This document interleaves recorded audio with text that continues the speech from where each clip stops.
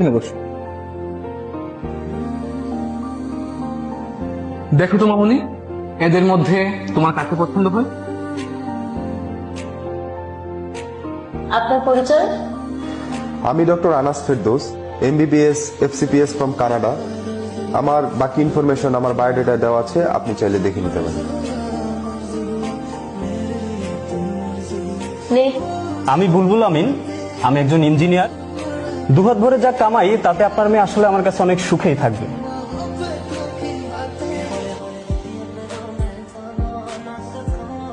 Next.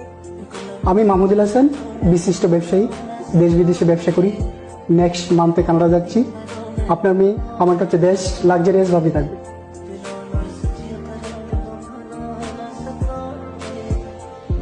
আপনি? আমি advocate স্বদেশ। আমি বাংলাদেশ সুপ্রিম কোর্টের একজন আইনজীবী হিসেবে নিয়োজিত আছি।